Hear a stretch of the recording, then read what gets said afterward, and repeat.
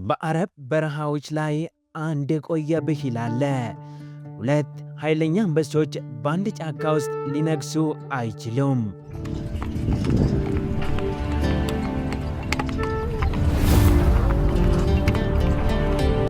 ለግማሽ ምዕተ ዓመት ሳውዲ አረቢያና የተባበሩት አረብ ኤምሬትስ እንደ ጥርስና ከንፈር ነበሩ። የጋራ ጠላትን አብረው ደብድበዋል። የጋራ ሀብትን አብረው ተካፍለዋል። የዓለምን የነዳጅ ቧንቧ በአንድ እጅ ይዘው ዓለምን ሲያሽከረክሩ ቆይተዋል። ነገር ግን ዛሬ ያ ታሪክ ተቀይሯል። ዛሬ ወንድማማቾቹ ፊት ለፊት እየተፋጠጡ ነው። የጦር ሜዳቸው ጠመንጃ ብቻ አይደለም።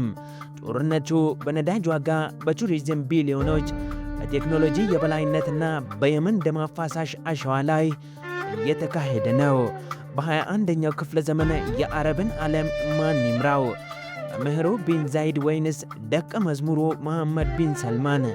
ከቤተ መንግሥቱ ዝግ በሮች ጀርባ ያለውን የክህደት የብልሃትና የኃይል ሽሚያት ስንመረምር የምናገኘው እውነት ይህ የአሸዋው ላይ የቼዝ ጨዋታ መሆኑን ነው።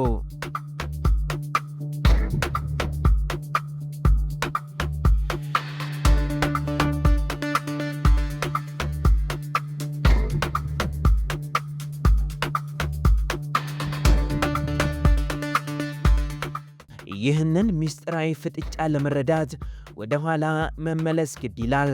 የተባበሩት አረብ ኤምሬት በ1971 ዓ.ም ስትመሰረት ሳውዲ አረቢያ ግዙፍና የማይደፈር የሰፈር ጎረምሳ ነበረች። ሳውዲ ለትንሿ ኤምሬት ሁሌም እንደ ታላቅ ወንድም ነበረች። ነገር ግን በ2015 ዓ.ም በሳውዲ ቤተ መንግሥት ውስጥ አንድ ያልተጠበቀ የመሬት መንቀጥቀጥ ተፈጠረ። ወጣቱ ልዑል መሐመድ ቢን ሰልማን በአቋራጭ አልጋ ወራሽ ሆነው ብቅ አሉ። ወጣት፣ ጉልበተኛና ልምድ የሌላቸው ነበሩ። በዚህ ሰዓት ነበረ የአቡዳቢው ልዑል መሐመድ ቢን ዛይን እንደ አባት፣ እንደ መምህርና እንደ የቅርብ አማካሪ ከጎናቸው የቆሙት። መሐመድ ቢን ዛይድ ለወጣቱ የሳውዲ ልዑል የምዕራባውያንን የፖለቲካ በሮች ከፈቱላቸው።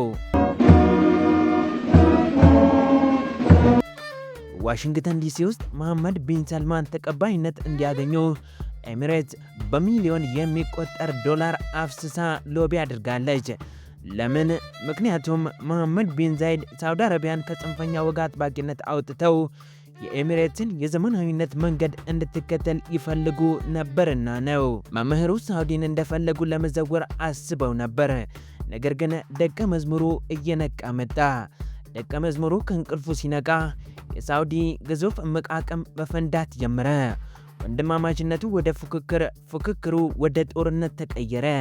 የዚህ ጦርነት የመጀመሪያው አውድማ የኢኮኖሚው ዓለም ነው። ሳውዲ አረቢያ ለዘመናት በነዳጅ ብቻ ስትተዳደር ኖራለች። መሐመድ ቢን ሰልማን ግን ነዳጅ ያልቃል፣ ሳውዲ ግን አታልቅም የሚል እሳቤ አላቸው። በዚህም ታዋቂውን ራዕይ 2030 አወጁ። ግባቸው የሳውዲን ኢኮኖሚ ማብዛት ነው። ይህ ግን ቀጥታ የሚያጋጨው ከኤሚሬትስ ጋር ነው። ለ10 ዓመታት ዱባይ የመካከለኛው ምስራቅ ብቸኛዋ አንጸባራቂ ኮከብ ነበረች።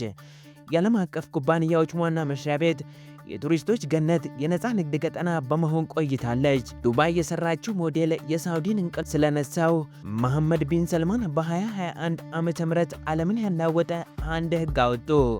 ሕጉ ማንኛውም የውጭ ኩባንያ በመካከለኛው ምስራቅ ያለውን ዋና መስሪያ ቤት ወደ ሪያድ ካላዛወረ ከ2024 ጀምሮ ከሳውዲ መንግስት ጋር ምንም አይነት የኮንትራት ሥራ መስራት አይችልም የሚል ነበር። ይህ በአቡዳቢና በዱባይ ልብ ላይ የተተኮሰ ቀጥተኛ ጥይት ነበር። ኩባንያዎች ግራ ገባቸው። በዱባይ ያለው ዘመናዊና ነፃ ሕይወት ይመቻቸዋል። ነገር ግን በሳውዲ ያለው የትሪሊዮን ዶላር ፕሮጀክት ደግሞ ያስጎመጃቸዋል። ሳውዲ የራሷን ዓለም አቀፍ አየር መንገድ በማቋቋም የኤሚሬትስን አየር መንገድ ገበያ ልትቀማ ቆርጣ ተነሳች። ኒዮም የተባለችውን የ1 ትሪሊዮን ዶላር የወደፊት ከተማ በበረሃ ላይ መገንባት ጀመረች። ዱባይ በድንጋጤ ቆማ ማየት አልቻለችም። የቪዛ ሕጎቿን በማላላት የውጭ ዜጎች 100% ንብረት እንዲያፈሩ በመፍቀድ አጸፋዊ ምላሽ ሰጠች። ከኢኮኖሚው ገበታ ወርደን ወደ እውነተኛው ጦር ሜዳ ስንገባ ነገሮች ይበልጥ ይከፋፈላሉ። በ2015 ሁለቱ ሀገራት በየመን የሁቲ አማጽያንን ለመውጋት በአንድነት ዘመቱ። ዓላማው የየመንን ሕጋዊ መንግሥት መመለስ ነበር። ነገር ግን በጦርነቱ መሃል አጀንዳዎች ተቀየሩ። ሳውዲ አረቢያ 1300 ኪሎ ሜትር የሚረዝብ ድንበር ስላላት ዋና ፍርሃቷ ድንበሯን ከሁቲ ሚሳኤሎች መጠበቅ ነበር። ኤምሬት ግን ሌላ የተደበቀ ስሌት ነበራት። የባህር በርና ወደቦችን ትፈልጋለች። ስለዚህም የየመንን ዋና መንግሥት መደገፍ ትታ ተገንጣይ ታጣቂዎችን ማሰልጠንና ማስታጠቅ ጀመረች። ኤምሬት የየመንን ስልታዊ ወደቦች የሶክትራን ደሴትና የኤደን ከተማን ተቆጣጠረች። ሳውዲ አረቢያ ይህንን ስታይ ከጀርባ የተወጋው አለች። ዛሬ በየመን መሬት ላይ ያለው እውነታ እጅግ አስደንጋጭ ነው። ሳውዲ የምትደግፈው የየመን ጦርና ኤምሬትስ የምትደግፈው የደቡብ ታጣቂ እርስ በርስ እየተዋጉ ነው። በየመን ደም አፋሳሽ አሸዋ ላይ የሳውዲና የኤሚሬትስ ጄኔራሎች የቼዝ ጠጠሮቻቸውን እያንቀሳቀሱ ነው። ይህ ፍጥጫ በመካከለኛው ምስራቅ ብቻ አልቆመም፣ ወደ አፍሪካ ቀንድ ጭምር ተሻግሯል። ኤሚሬትስ በቀይ ባህርና በአፍሪካ ቀንድ ወደቦችን የመቆጣጠር አባዜ አላት። በሶማሊላንድ በፑንትላንድና በሱዳን ወደቦችን ገዝታለች ወይም እያስተዳደረች የባህር ላይ የበላይነቷን እያረጋገጠች ነው። በሌላ በኩል ሳውዲ አረቢያ ቀይ ባህር የኔ የጓሮ በር ነው ትላለች። 80 በመቶ የሚሆነው የሳውዲ ወደ ውጭ የሚላክ ንግድ የሚያልፈው በቀይ ባህር ስለሆነ፣ በመሆኑም ሳውዲ አፍሪካውያን ሀገራትን ኢትዮጵያን ጨምሮ በኢንቨስትመንትና በዲፕሎማሲ ከራሷ ጋር ለማድረግ ከኤሚሬትስ ጋር ጸጥ ያለ ሽሚያ ውስጥ ገብታለች። የእስራኤል ጉዳይም ሌላው የጦርነቱ አውድማ ነው። ኤሚሬትስ በ2020 የአብርሃም ስምምነትን በመፈረም ከእስራኤል ጋር ግንኙነት ስትፈጥር ሳውዲ አረቢያ እንደ ኢስላማዊው ዓለም መሪ ይህንን በይፋ ማድረግ ባትችልም የኤሚሬትስን ፈጣን የጂኦፖለቲካ እርምጃዎች በጥርጣሬ እየተመለከተች ነው። በመጨረሻም ገንዘብ ሁሉንም ነገር ይገዛል፣ ነዳጅ ደግሞ ገንዘብን ያትማል። ሳውዲ አረቢያ የዓለም የነዳጅ ድርጅት ኦፔክ የማዕዘን ድንጋይና መሪ ናት። ነገር ግን በ2021 ክረምት ላይ በድርጅቱ ስብሰባ ውስጥ ኤሚሬትስ እጇን አውጥታ ድምፅ አነሳች። ሳውዲ አረቢያ የነዳጅ ዋጋ በዓለም ገበያ ላይ ከፍተኛ ሆኖ እንዲቀጥል ሁሉም ሀገራት ምርታቸውን እንዲቀንሱ አዘዘች። ኤሚሬትስ ግን አይሆንም አለች። ብዙ ቢሊዮን ዶላር አውጥታ የነዳጅ ማውጫዎቿን ስላስፋፋች የነዳጅ ዘመን ከማብቃቱ በፊት ምርቷን አብዝታ መሸጥ እንዳለባት በመግለጽ የሳውዲን ትዕዛዝ ጣሰች። ኤሚሬትስ ከድርጅቱ እስከ መውጣት የሚያደርስ ዛቻ ስታሰማ አሜሪካና አውሮፓ በድንጋጤ ተመለከቱ።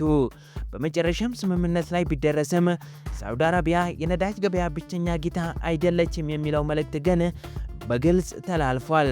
በ1971 በበረሃ ላይ ድንኳን ጥለው የተቃቀፉት የትናንት ወንድማማቾች ዛሬ የዓለምን ካርታ መልሰው እየሳሉ ነው።